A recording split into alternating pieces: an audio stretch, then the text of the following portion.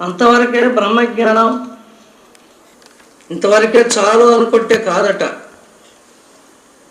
అది ఇంకా ఏం చేయాలి? ఆ బ్రహ్మజ్ఞానం అనేది మనకి అతనికి ఎలా గోచరిస్తుంది? జగత్తంతా బ్రహ్మస్వరూపంగా కనపడుతుంది, దైవస్వరూపమే. ఇక రెండో విషయం అంటూ లేదు. ఏ ప్రాణిని చూడు, ఏ జంతువునైనా, ఏ పక్షినైనా, ఏ మనిషినైనా, ఏ వస్తువునైనా, భూమి కానీ, ఆకాశంలో కానీ, నిప్పులో కానీ, నీళ్ళల్లో కానీ, కొండల్లో కానీ, చెట్టల్లో కానీ, ఎక్కడ చూసినా ఆ బ్రహ్మస్వరూపం అనేది గోచరం అవుతుంది అతనికి, ఆ బ్రహ్మజ్ఞానం కలిగిన వాడికి. అంత మాత్రాన్నే ఇదే చనిపోతుంది అని నిలబడకూడదట. అయితే ఎలా? ఆ బ్రహ్మస్వరూపాన్ని పొందాలట తను. అంటే బ్రహ్మమే తాను కావాలి. ఈ సకల చరాచర జగత్తులో బ్రహ్మస్వరూపం అనేది తనకు కనపడుతుందని అంటున్నారు కదా, ఆ కనపడే బ్రహ్మస్వరూపం తను కావాలి. తనైనప్పుడు జగత్స్వరూపమే తనుగా తనకు తెలుస్తుంది. సర్వజీవులలో తన స్వరూపం కనపడుతుంది. అన్ని హృదయాల్లో తనే ఉన్నాడు. అన్ని ప్రాణుల్లో, అందరి హృదయాల్లో తనే కనపడుతున్నాడు. తన హృదయంలో అందరూ కనపడుతున్నారు. జగత్తంతా తన హృదయంలోనే కనపడుతుందని. మరి దీనికి ఒక ఉపమానం ఆలోచించింది చూడండి. అద్దాల మహల్లో పోయాం అనుకోండి, అద్దాల కోట, అద్దాల మహల్ అంటారు చూడండి. దేవస్థానాల్లో అక్కడక్కడ అద్దాల మహలు అని కడతారు. దాంట్లోకి వెళ్ళాం. మనం ఒక్కరమే వెళ్ళాం అనుకోండి, వెళ్ళి లోపల పోయి తలుపేస్తే ఎటు చూసినా మనమే, ఎంత దూరం చూసినా మనమే కనపడతాం. మనం ఒక్కడే, లోనందు ఒక్కడమే. కానీ అక్కడ ఎంతమంది కనపడుతున్నారు? చుట్టూతా కనిసూపు మీద మనమే, మన స్వరూపమే ఉంది.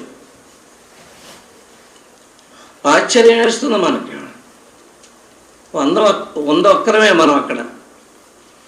లోపలకు పోతే వేల జనంగా వస్తున్నారు. మన స్వరూపమే వేల స్వరూపాలుగా కనపడుతున్నాయి.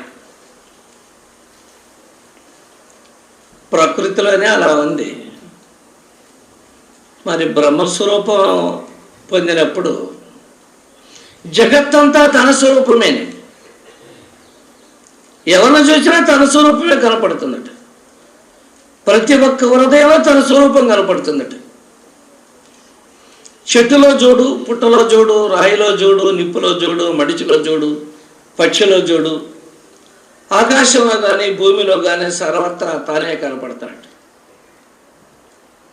ఈ సర్వ జగత్తు తనలోనే కనపడుతుందట. అన్ని ప్రాణులు తనలోనే కనపడుతున్నాయట. అది బ్రహ్మస్వరూపం. అది చావు పుట్టుక లేనటువంటి బ్రహ్మస్వరూపం. అదే జ్యోతి స్వరూపం, అదే ప్రకాశం, అదే ఓంకార స్వరూపం, అదే అమృత స్వరూపం. ఆ స్వరూపాన్ని పొందినటువంటి మహానుభావుడే జీవనముక్తుడు, సాక్షాత్ పరబ్రహ్మ స్వరూపుడు, జగత్కారణ స్వరూపుడు, సర్వదేవతా స్వరూపుడు అని శాస్త్రాలు చెబుతున్నాయి. మహాత్ముల అనుభవం అలానే ఉంది. అయితే ఇది దక్కాలంటే ఓర్కనే ఉందా? ఇది రావాలంటే ఓర్కనే తేలిగ్గా వస్తుందా మనకి? మామూలుగా మనుష్య శరీరం రావటమే కష్టం, దానిలో పురుష శరీరంగా రావటం ఇంకా కష్టం అన్నారు. ఆ పురుష శరీరంలో బ్రాహ్మడుగా పుట్టడం ఇంకా కష్టం అన్నాడు. అలా పుట్టి కూడా వేదాలన్నీ చదువుకొని మంచి నిష్ఠతో, సత్య ధర్మాలతో, ప్రవర్తించడం చాలా కష్టం అన్నారు. మరి దానిలో అపరోక్ష జ్ఞానం కలగటం ఇంకా కష్టం, తర్వాత ఇంకా పరోక్ష జ్ఞానం కలగటం ఇంకా కష్టమే. అయితే ఇక్కడ అపరోక్ష జ్ఞానం అంటే నేనే జ్ఞానస్వరూపుడి, నేనే బ్రహ్మస్వరూపుడి, నేనే దైవస్వరూపుడి. ఆ జ్ఞానం, ఆ రూపం, ఆ బ్రహ్మస్వరూపుడు తను కావాలి. మరి ఇది కావటం ఏమన్నా అంత తేలికైన పని? అది ఎట్లా? ఇక్కడ మనం ఇప్పుడు మానవులుగా పుట్టాం, మానవులుగానే చనిపోతున్నాం కాదు. మానవుడుగా పుట్టాం, మాధవుడుగా మారిపోవాలి. అందుకు మనకి ఈ జన్మ వచ్చింది. మానవుడుగా పుట్టి ఇంకా హీనంగా బతికి హీనంగా చావటానికి కాదు అని శాస్త్రాలు చెబుతాయి. మహాత్ములు కూడా, గురువులు కూడా శిష్యులకు అదే బోధిస్తున్నారు. దాన్ని విన్నవాళ్ళు, నమ్మిన వాళ్ళు, నమ్మి సాధించిన వాళ్ళు, సాధించి ఫలితాన్ని పొందిన వాళ్ళు బయటపడుతున్నారు. విని సాధన లేకుండా విని వెనక్కి తగ్గే వాళ్ళకి అది రావటం లేదు. వాళ్ళు మరు జన్మకైనా వస్తారు, రాకేం పోరు. అయితే దీన్ని మనం పురుష ప్రయత్నం చేద్దాం, మహాపురుష ప్రయత్నం చేయాలన్నాడు. సంసారం మీద ఎంత తాపత్రయం పెట్టుకొని సంసారాన్ని మనం బాగు చేసుకుంటున్నామో, పెంచుకుంటున్నామో, సంసారంలో మనం ఎంత కష్టపడుతున్నామో, ఎన్ని బాధలకు వచ్చో, ఎన్నో కష్టాలకు వచ్చో సంసారాన్ని మనం ఈదుకుంటూ, నెట్టుకుంటూ, లాక్కుంటూ పోతా ఉన్నాం. ఇదే పెద్ద గొప్ప పెద్ద బాధ మనకి అయ్యింది. ఇదే పెద్ద గొప్పగా తలుచుకుంటున్నాం. ఇదే ఎంతో బాధగా ఉంది. అందుకనే సముద్రాన్ని అన్న వేదొచ్చు కానీ సంసారాన్ని ఈదలేము అంటున్నాం. ఇదే మనకు అతీతమైన బాధగా ఉంది, అతీతమైన అవస్థగా ఉంది. మరి బ్రహ్మత్వాన్ని పొందాలంటే ఇంకా ఎంత సాధన చెయ్యాలన్నా, మరి ఎంత కష్టపడాలనో,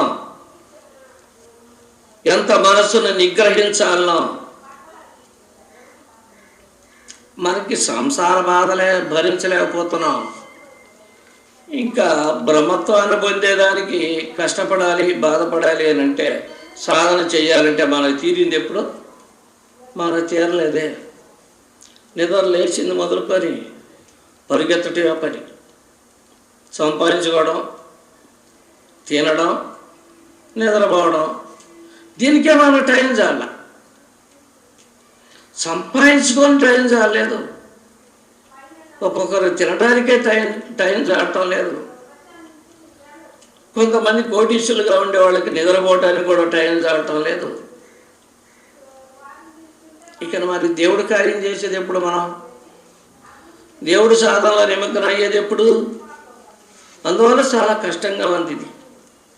అయితే వాటన్నిటి మీద ఆశ వదిలిపెట్టి బుద్ధ భగవానుడు మాదిరిగా, బుద్ధ భగవానుడు రాజు కొడుకు, రాజ్యాన్నే వదిలిపెట్టి, రాజ్య భోగభాగ్యాలన్నీ వదిలిపెట్టి, ఐశ్వర్యం అంతా వదిలిపెట్టి వెళ్ళిపోయినాడేటో. ఎందుకురా ఈ జన్మ? ఆయన పుట్టినప్పుడు జ్యోతిష్యుడు చెప్పాట, 16 సంవత్సరాలు 20 సంవత్సరాలు వెళ్ళేవారు దాకా నువ్వు ఇంట్లో నుంచి నీ కొడుకును బయటికి పోయినవాకు, బయటికి పోయినాడు అని అంటే నీ చేతి చిక్కడని చెప్పినాట రాజుకి, తండ్రికి. ఆయన శుద్ధోదన మహారాజా, ఆ శుద్ధోదన మహారాజు చెప్పినట్ట ఓ జ్యోతిష్యుడు. అందుకని మహారాజు కదా, ఇంట్లోనే ఆ రాజుగారి ప్రాంగణంలోనే లోపలనే వండిస్తూ అక్కడనే విద్య నేర్పుతూ గురువులను తీసుకొచ్చి అంతా అక్కడే జరుపుతున్నాడు. ఒకనాడు ఎప్పుడో రాజు ఎక్కడికో పరాయి ఊరు వెళితే ఎందుకు ఈయనకు ఆశ వెళ్ళిందో, ఊరు చూసి వస్తాము అని గ్రామం చూసి రావాలా, నేను ఎప్పుడు బయటికి పోలేదు, మన గ్రామం ఎలా ఉందో చూడాలని మంత్రిని, ఏమయ్యా మనం ఊళ్ళోకి నేను ఎప్పుడు పోలేదు, ఊరు చూడాలి, ఈ బజార్ని పోయి ఆ బజార్ తిరిగి వస్తాము, పదమంటే మంత్రి గారు ఒప్పుకోలే. కాదండి, రాజుగారు నాన్న అట్ట బయటికి పోనీ వద్దన్నాడు, కాపలా పెట్టినాడు, నాన్న వచ్చిన తర్వాత అడిగి పోదాంలే మనం, నేను అలానే ఊరంతా తీసుకుపోయి చూపించుకొని వస్తాను ఒకసారి, నువ్వు ఇప్పుడు తొందరపడవాకు, మీ నాన్నగారు వచ్చినంటే నన్ను చంపేస్తాడు, మరి నా మాట వినమన్నాడు. అలా కాదు, నేను ఇప్పుడు పోయి రావాల్సిందే, మా నాన్నగారు వస్తే ఎవరిని పోనీడు, అసలు పోయినవాడు నన్ను, ఏమన్నా కానీ మా నాన్నగారు వచ్చే లోపల నేను బయటికి పోయి ఊరు చూసి రావాలి, చేసేదేమీ లేదు, ఈ బజార్ని పోయి ఆ బజార్ని తిరిగి ఇంటికి వచ్చేద్దాం, ఒక్కసారి అట్ట గంటలో వేసుకొని వస్తాను, ఊరు చూడాలని ఆశగా ఉంది అని మొండి పట్టు పట్టి ఏం కుర్రవాడయ్యా, పెద్దవాడయ్యా, ఏం పసివాడు కాదు, గదిని ఆపటానికి. ఇక చేసేది లేక ఈ మంత్రి వెంట తీసుకొని పోయినాడు, గ్రామంలో పోయినాడు. కొంత దూరం పోయేటప్పటికి ఒక ముసలాయన ఎదురొచ్చినాడట. తల నచ్చిపోయింది, పళ్ళు ఊడిపోయినాయే, కర్ర చేతిలో పట్టుకొని వణుక్కుంటూ బోటేసుకుంటూ నడుచుకుంటూ తడబడుతూ ఎదురొచ్చినాడు. ఈయన బాగా ఉన్నాడు, కుర్రవాడు, ఈ దృశ్యం ఎప్పుడు చూడలేదు, పుట్టిన మొదలుకొని. మంత్రి అదేంటి ఆయన అలా ఉన్నాడు, ఆ తలకాయ ఏంది అలా ఉంది తెల్లగా, ఏంది కర్ర పట్టుకొని నడుస్తున్నాడు, మరి నోట్లో మనకి పళ్ళు ఇలా ఉన్నాయి, తలకి అసలు పళ్ళు లేవేంది, వంచుకొని నడుస్తున్నాడు వంగి, ఎందుకని చక్కగా నడవకూడదా అని అడిగాట. నాయన ఆయన ముసలివాడు, ఆయన పని అయిపోయింది, తల నలిచిపోయింది, పళ్ళు ఊడిపోయినాయి, నడువు నొంగిపోయినాయి, నడవలేక కర్ర చేత పట్టుకొని పోతున్నాడు అన్నాడు. అయితే ఎందుకలా అంటే అందరూ అలా అయ్యేవాళ్ళే కొంతకాలానికి అన్నాడు. అయితే మనం కూడానా? మనం కూడా, నేను కూడా, నువ్వు కూడా, అయ్యో రామా నేను కూడా ఇలా అయిపోతానా? అవును, కొన్నాళ్ళకి అలానే తలనరిస్తుంది, పళ్ళు ఊడుతాయి, నడువులు అంగుపోతాయి, కర్ర చేత పట్టుకొని నడవాల్సిందే నాయన అన్నాడు. ఓ, ఇదొక అవస్థ ఉందా అనుకున్నాడు. ఇంకా కొంత దూరం పోయేటప్పటికి ఎక్కడ ఒక ముసలాయన్ని మంచంలో పడుకోవాలంటే కొడుకులు ఇద్దరు పట్టుకొని లేవదీసి, చెరవ రెక్క పట్టుకొని లేవదీసి కూర్చోబెట్టి ఆయన కాస్త నీళ్లు పోసి ఒళ్ళు గడిగి స్నానం చేపిస్తున్నారు ఈ కొడుకులు ఇద్దరు. ఆయన పైన అయిపోయింది, ముసలాడు లేవదీసి నుంచోబెట్టుకొని వాళ్ళంతా వాళ్ళే రుద్ది కడిగి నీళ్లు పోస్తున్నారు. నీళ్లు పోసి గుడ్డలు పెట్టి తుడిసి వాళ్ళే గుడ్డ మొదలు కట్టి మంచం పడేశారు. ఆ దృశ్యం చూశాడు, కళ్ళు తిరిగిపోయినాయి. అదేంది మంత్రి గారు అన్నాడు. నాయనా, నువ్వు అవన్నీ ఎందుకు చూసేది, ఆ స్థితి మరి ఆ కొంతకాలానికి అలా శరీరం అయిపోతుంది, అలా మనసాన పడిపోవాల్సిందే, ముసలోడు అయిపోయినాడు పాపమైనా, ఇంకెన్నాడో బతకడు, మరి అయిపోయి ఆ కొడుకులు సేవ చేస్తున్నారు తండ్రికి అని చెప్పాడు. అయితే మనం కూడా అలా కావాల్సిందేనా? అవును, తప్పదు. అయితే నేను కూడా అలా, నువ్వైనా ఒకటే, నేను ఒకటే, ఇంకెవరైనా ఒకటే, అందరూ ఆ స్థితికి రావాల్సిందే అన్నాడు. ఒక దేవుడు ఇదేట్రా అనుకొని ఇంకా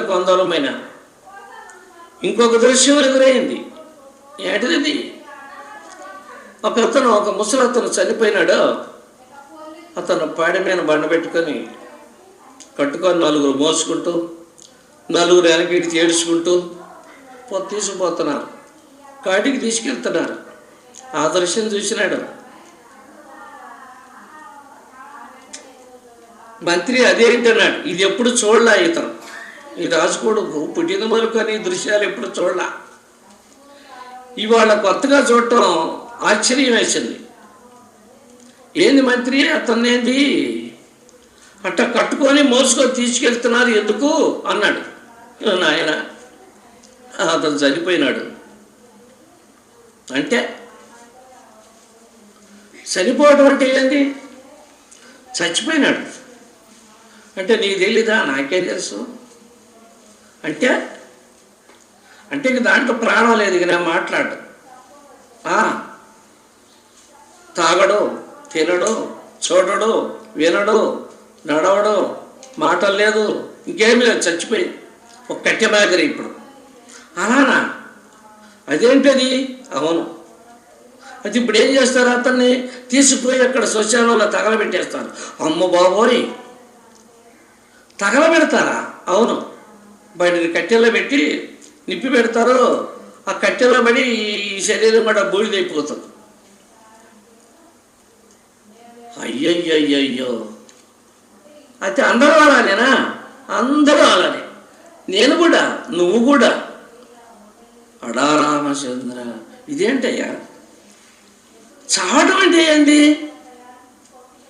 అంతేనండి, అది చావటం అంటే ఏంటంటే ఏం చెప్పుకుంటా, చచ్చిపోయినాడు, ప్రాణం లేదు దాంట్లో ఇప్పుడు. అయితే మాట్లాడు. అయితే ఏమైపోయింది శరీరంలో? అది ఏమైపోయిందో ఎవరో తెలుసు. చచ్చాడు అంటున్నారు, శరీరం కింద పడిపోయింది. ఈయన మాట పలుకున్నది, ఇక నేను లాపలేదు. ఇవాళ రేపు ఉంటే గబ్బు పెట్టిపోతుంది, అందుకని తెచ్చిపోయి తగలబెట్టేస్తారు. అందరూ అలాగేనా? అంతా అలాగే, లోకం అంతా అంతేగా. అయితే ఇప్పుడు మన అందరూ చావాల్సిందే, అందరూ చావాల్సిందే, నేను కూడా చావాల్సిందే, నువ్వు కూడా చావాల్సిందే. ఓరే ఇదేంటి అసలు? చావటం ఏంటి? నేను ఎప్పుడు చూడలేదే. పుట్టిన తర్వాత చావటం అంటే ఒకటి ఉందా? పుట్టినోడు చావాల్సిందే, చావకుండా ఉండేదానికి లేదా? లేదు. అందరూ చావాల్సిందే, అందరూ చావాల్సిందే. మా నాన్న, మీ నాన్న కూడా చావాల్సిందే, మీ అమ్మ చావాల్సిందే, ఆఖరికి నువ్వు చావాల్సిందే, నేను చావాల్సిందే. నాన్న బతుకుని చావాల్సిందే, చావు తప్పదు. అలా బూడిది కావాల్సిందే, అందరు కట్టెల్లో పెట్టి. అలాగనా? అవును. ఇదేంది విచిత్రంగా ఉంది, నువ్వు ఎప్పుడు చూడలేదుగా, వాళ్ళు అందుకనే మీ నాన్నగారు బయటికి రావద్దన్నాడు. ఇదేంటిది? ఈరోజు ఇవన్నీ కనపడ్డాయి. సరే పోదాం పా ఆయన ఇంటికి అన్నాడు. సరే, ఈయనకు తల తిరిగిపోయింది, మనస్సు తిరిగిపోయింది. గ్రామం పట్టణం చూద్దాం అన్నటువంటి ఆశల ఇరిగిపోయింది. ఇంటికి పోదాం పొమ్మన్నాడు. ఇంటికి వచ్చారు, కూర్చున్నాడు. ఇక ఆలోచించని మొదలు పెట్టాడు. పుట్టడం ఎందుకో, చావడం ఎందుకో, అలా బూడిద కావడం ఎందుకో, కారణం ఏంది? చావడం. చావటం ఎందుకు? ఇంకా ఇక్కడ చచ్చేది ఎందుకు? పుట్టాం కదా, ఇలానే ఉండొచ్చు కదా, ఎందుకు చావాల్సి వచ్చింది? ఎవడు చంపుతున్నాడు? ఈ లోపల ఉంది పోవటం ఏంది? శరీరం పడిపోవటం ఏంది? దీని తీసుకుపోయి తగలబెట్టడం ఏంది? మరి శరీరంలో కూడా ఏం పోయినట్టు, ఏం లేచిపోయినట్టు? అదేందో అర్థం కాకుండా ఉందా? అసలు దీని సంగతి ఏదో తెలుసుకోవాలి. మంత్రి గారిని పిలిచాడు. మంత్రి, ఇదంతా నాకు చాలా విచారంగా ఉంది. అలా కాదు, ఇప్పుడు అలా జరగకూడదు. చావకుండా బతికే మార్గం ఏదన్నా ఉందా? నీకేమైనా తెలుసా? నువ్వు చాలా గొప్పవాడి, పెద్దవాడి, వయసులో పెద్దవాడి, నీకు చాలా విషయాలు తెలుసాలు ఉంది, మరి చెప్పాలి. అసలు చావకుండా బ్రతికే మార్గం ఏదన్నా ఉందా లేదా? అసలు జగత్తులో ఎవరైనా చావకుండా బ్రతికిన వాళ్ళు ఉన్నారా? లేదు, ఈ జగత్తులో పుట్టిన వాళ్ళు అందరూ చస్తూనే ఉన్నారా ఈ విధంగా? చెప్పమంటే నాయన ఎంతో నాకు తెలీదు. పుట్టిన వాళ్ళంతా ఎవరైనా చావాల్సిందే ఆఖరికి. ఇలా పుడుతూనే ఉన్నారు, పెరుగుతూనే ఉన్నారు, చస్తూనే ఉన్నారు. చావకుండా బతికిన వాడు ఒకడు కనపడలా. కాదు, ఇదేందో చాలా విచిత్రంగా ఉంది, వింతగా ఉంది. అలా కాదు మంత్రి, మరి మనం దీని విషయంలో నాకు చెప్పాలి. చావకుండా బ్రతికే మార్గం ఏదన్నా ఉంటే నీకు చెప్పు అన్నాడు. తెలిస్తే చెప్పమన్నాడు. మంత్రి చెప్పాడు, ఏదో ఒకటి సమాధానం చెబుతాలే, సమాధానం చెప్తే కాస్త గమ్మున ఉంటాడేమోనని. కాదు నాయన, ఏదో అడవుల్లోనో కొండల్లోనో ఎక్కడో మహాత్ములు ఉంటారట, కొండ గుహల్లోనో ఎక్కడో. వాళ్ళు భగవంతుడి గురించి తపస్సు చేసుకుంటూ, ధ్యానం చేసుకుంటూ అక్కడే ఈ ఇల్లు వాకిళ్ళు వదిలేసి ఆ కొండ గుహల్లోనో ఎక్కడో ఉండి తపస్సులు ధ్యానాలు చేసుకుంటూ మరి ఈ చావు పుట్టుకలనే దాన్ని తప్పించుకునే ఆ భగవశక్తిని వాళ్ళు పొందుతున్నారని, చావు పుట్టుకలు తప్పించుకుంటున్నారని, అటువంటి మహాత్ములు ఎక్కడో అక్కడక్కడ ఉంటారు అని చెబుతున్నారే కానీ మనం ఎక్కడ చూడలేదు. నేను కూడా వాళ్ళు ఈ గ్రామాల్లో ఇలా ఉండేవాళ్ళు కాదట. మనుష్యులు తిరిగేటటువంటి స్థానాల్లో, మనుష్య సంచారంలో వాళ్ళు ఉండరట. ఎక్కడో నిర్జన ప్రదేశాల్లో, అడవుల్లోనో కొండ గుహల్లోనో ఎక్కడో తలదాచుకుంటూ అక్కడే వాళ్ళు తపస్సులు చేసుకుంటూ ధ్యానం చేసుకుంటూ ఆ భగవత్ సాహిత్యాన్ని పొందుతారట. ఆ భగవంతుడిని ప్రత్యక్షం చేసుకొని చావు పుట్టుకలు లేనటువంటి మార్గాన్ని వాళ్ళు ఎత్తుక్కొని దాన్ని సాధించి ఆ శక్తిని పొంది చావు పుట్టుకను తప్పించుకునే వాళ్ళు మరి అమరత్వంగా, మహాత్ములుగా, బ్రహ్మస్వరూపులుగా ఉంటారని కొంతమంది చెబుతున్నారు. కొన్ని శాస్త్రాలు అలా రాసిపెట్టున్నారు. అది నిజమంత వరకు అబద్ధమంత వరకు నాకు తెలియదు నాయన అని, ఇలా అంతవరకు నాకు తెలుసు అని చెప్పాడు. ఓహో, అయితే ఉంది. చావడం, పుట్టడం అనేది లేకుండా ఈ చావు పుట్టుకలు తప్పించుకునే మార్గం అనేది ఒకటి ఉంది అనేది నిర్ణయం చేసుకున్నాడు. అది ఎక్కడుందో కనుక్కోవాలనుకున్నాడు.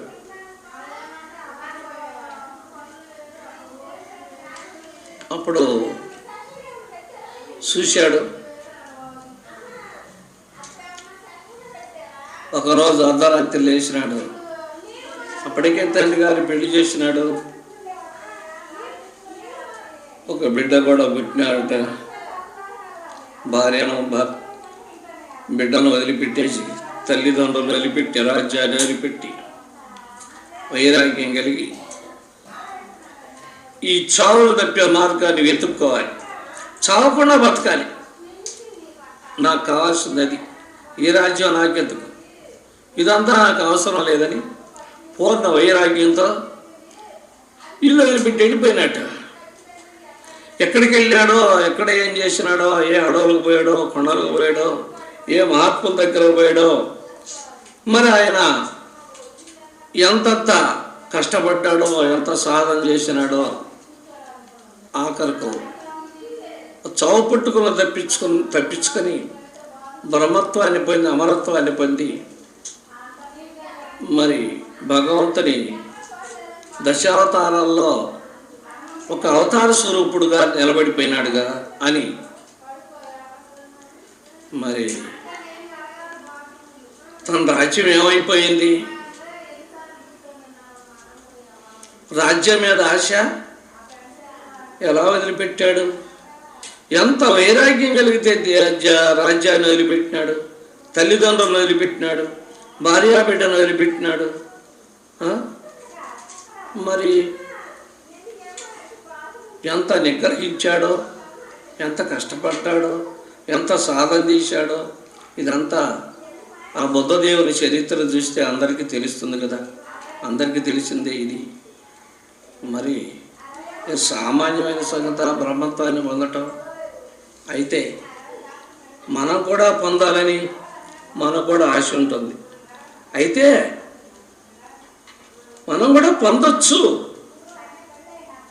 అయితే ఇక్కడ మనం ఆ మహానుభావుడు అడవికి పోయినాడు, దేశం వదిలిపెట్టినాడు, అడవికి పోయి అక్కడేదో ముక్తి పొందినాడు, భగవత్ స్వరూపాన్ని పొందినాడు అని చెబుతున్నారు. మరి మనం సంసారంలోనే మన ఇంట్లోనే ఉండి మనం ముక్తి పొందగలమా అని అంటే పొందొచ్చనే చెబుతున్నారు. అందుకనే కదా భగవంతుడు భగవద్గీతను అర్జునుడికి బోధించింది. నీవు సన్యాసి కావాల్సిన పని లేదు, ఇల్లు వాకిలి వదిలిపెట్టి వెళ్ళాల్సిన పని లేదు, సంసారంలోనే ఉండి ఈ సంసారంలో చేసుకునే ఈ కర్మనే నిష్కామ కర్మగా చెయ్యి, భగవద్ అర్పిత కర్మగా చెయ్యి. ఏదైనా సరే భగవంతునికి అర్పిస్తూ, ఇది నేను కాదు, నాది కాదు, సంసారం నాది కాదు, ఈ శరీరం నాది కాదు. దీనిలో ఒక శక్తి, భగవత్ శక్తి ఒకటి ఉంది, అది ఆడిస్తుంది శరీరాన్ని. లేకపోతే శరీరం ఆడదు, తిరగదు. దాన్ని నమ్ముకొని ఆ విషయాన్ని అర్థం చేసుకొని మనసులో పెట్టుకొని గురువు దగ్గర చేరి సద్గురువుని ఎదుక్కొని ఆ గురువు చెప్పిన విధానంగా ఆయన చెప్పినటువంటి నడతలో నడుస్తూ, ఆయన చెప్పిన సాధనలు చేసుకుంటూ, ఆయనకి భక్తుడుగా శిష్యుడుగా మెలిగినట్లయితే ఆ మహానుభావుడే నీకు దారి చూపిస్తాడు. ఆయనే నిన్ను కడతేరుస్తాడు. ఆయన చెప్పిన విధిని నడుచుకున్నట్టయితే, అలా కర్మలు చేసుకుంటూ నిష్కామ కర్మగా నీవు కర్మలు చేసుకుంటూ పోతున్నట్లయితే ఈ జన్మలోనే ఈ సంసారంలో ఉండి కూడా నీవు ముక్తిని పొందొచ్చు అని భగవద్గీత చెబుతుంది, శాస్త్రాలు చెబుతున్నాయి, ఉపనిషత్తుల్లో ఉంది, వేదాలు అలానే చెబుతున్నాయి. భగవంతుడు అర్జునుడికి చెప్పింది అదే. నీవు నిష్కాముడవై నా యందే మనసు నిలుపు, నన్నే పూజించు, నాకు నమస్కరించు, కర్తృత్వాన్ని నా మీద పెట్టు, కర్తృత్వాన్ని నువ్వు వదిలిపెట్టు, భారం నా మీద ఉంచు, నేను చెప్పినట్టు చెయ్యి, నీవు కర్మరహితుడు అవుతావు, కర్మ నిన్ను బంధించదు, కర్మబంధం తొలగిపోతుంది. నిష్కామంగా కర్మ చేసినట్టయితే కర్మ ఊడిపోతుంది. కామ్యంగా కర్మ చేసినట్టయితే కర్మ తగులుకుంటుంది. నూలుండ ఒకవైపు తిప్పితే చుట్టుకుంటుంది నూలు, దాన్ని వెనక్కి తిప్పితే ఊడిపోతుంది.